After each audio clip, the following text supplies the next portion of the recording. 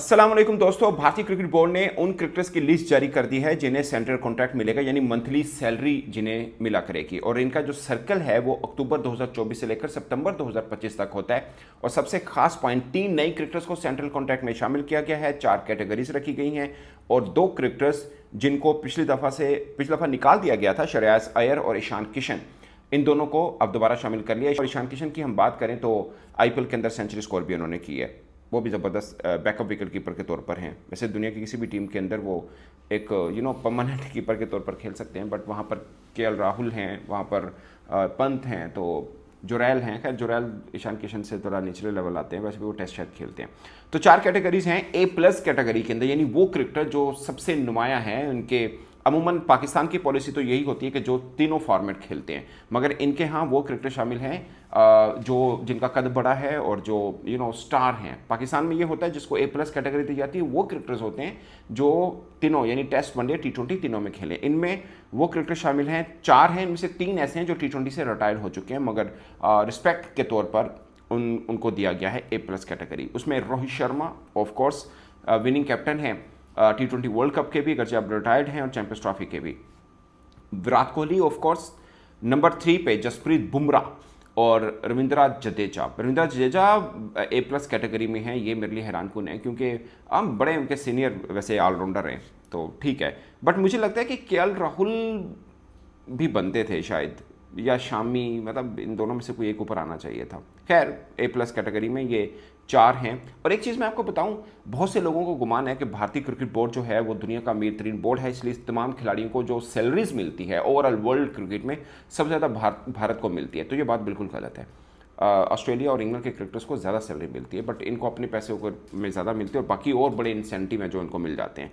खैर, और 3 नए क्रिकेटर्स हैं जिनको सेंट्रल कॉन्ट्रैक्ट में शामिल किया, वो भी मैं आपको बताऊंगा। अब ग्रेड ए में आते हैं, तो ग्रेड ए के अंदर जो शामिल हैं उसमें मोहम्मद सिराज हैं, केएल राहुल हैं, शुभमन गिल। यार शुभमन गिल का मैं सोच रहा था, ओके शुभमन गिल इनकी तीनों कैटेगरी में है। अच्छा चलो, ग्रेड ए में ही है। खैर वो हार्दिक पांड्या, सॉरी मैं एक नाम भूल रहा था, हार्दिक पांड्या, इनको A+ कैटेगरी में होना चाहिए यार, इज अ सुपर क्रिकेटर।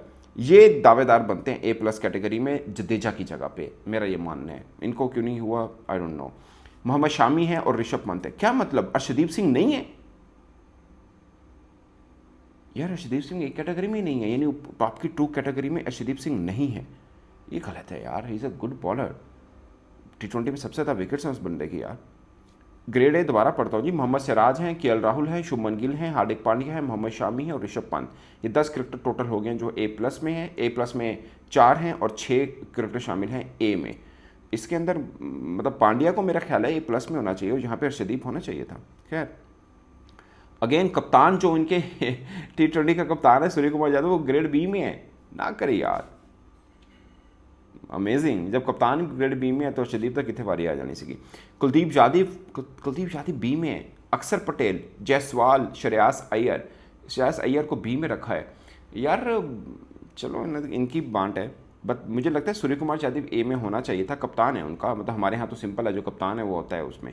और श्रेयस अय्यर भी बड़ा प्लेयर है यार, उसको एक कैटेगरी में होना चाहिए। अब देखें ना, मोहम्मद सिराज भले आप B कैटेगरी में ले जाएं, मतलब इतना फ़र्क नहीं पड़ता। और शामी की फॉर्म थोड़ी गिरी हुई है, बड़ा प्लेयर है एक कैटेगरी में, ठीक है, ऋषभ पंत, बट उसमें मुझे लगता है कि सिराज शायद B में आता था और सूर्य कुमार यादव या श्रेयस अय्यर शायद A में आते थे। अगेन कुलदीप यादव भी बड़ा बॉलर है इनका। खैर, अब आते हैं दोस्तों C कैटेगरी में कि C कैटेगरी के अंदर कितने हैं। अच्छा, जो ग्रेड B है ना, उसमें भी 11 से लेकर 15, तो 5 क्रिकेटर ग्रेड B में शामिल हैं। अब हम आते हैं C कैटेगरी में कि C कैटेगरी में पूरी की पूरी रेस फौज भरी होगी इसके अंदर। तो ये हम गिनते तक में 18-19 बनते हैं cricketers. Rinku Singh C category में है, ओके।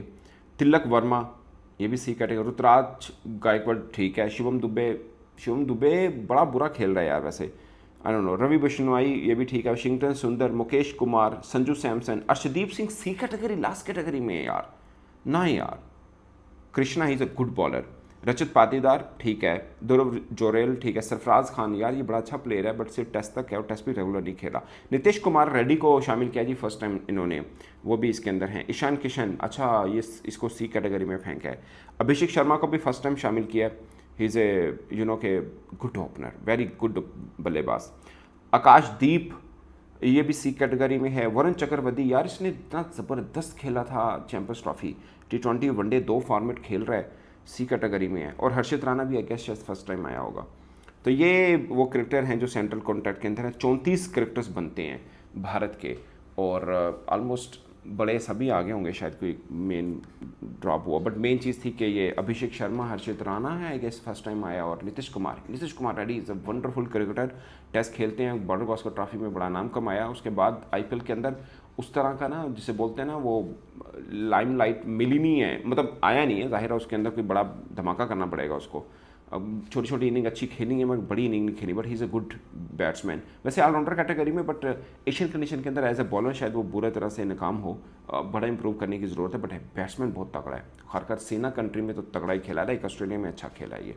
तो ये है दोस्तों इनका पूरे का पूरा सेंट्रल कॉन्ट्रैक्ट, 34 क्रिकेटर्स हैं। बट आई एम सरप्राइज कि A+ कैटेगरी के अंदर पांड्या कैसे नहीं है यार, और आई एम सरप्राइज्ड कि अर्शदीप सिंह को लास्ट कैटेगरी में रखा। ठीक है, नया लड़का है और ये सब चीज़ें हैं, नया भी क्यों यार, 2021-22 से तो खेल रहा है वो, जो मतलब मुझे याद जो है शायद उससे पहले ही खेल रहा हो, तो ये गलत है थोड़ा सा। उस लड़के को कम से कम A कैटेगरी में, मतलब B कैटेगरी में तो होना ही चाहिए अर्शदीप को, अगर उसमें नहीं है तो। सूर्य कुमार शायद भी कप्तान है, वो B कैटेगरी में है। खैर ये है, उनके यहाँ कॉम्पिटिशन भी बहुत ज़्यादा है, इसमें भी कोई दो राय नहीं है। बट मुझे लगता है कि ऊपर से रविंद्र जडेजा, अगर 4 ही रखने A+ कैटेगरी में, तो रविंद्र जडेजा की जगह पे हार्दिक पांड्या बनते हैं, मुझे ज़्यादातर पे ये लगता है। तो दोस्तों ये है सेंट्रल कॉन्ट्रैक्ट भारत का, और 34 क्रिकेटर्स इसके अंदर शामिल है। ये मंथली सैलरी होती है और ये साल के बाद चेंज होता है। तो ये है इनका 3 नए खिलाड़ी सिर्फ शामिल किए हैं, हालांकि इनके यहाँ टैलेंट बहुत ज़्यादा आता है, तो बट किए 3 है इन्होंने इसमें। इस पर आप अपनी राय कमेंट के सूत्र में जरूर आएगा। मेरी तरफ से इतना ही, इजाज़त दीजिए, अल्लाह हाफिज़।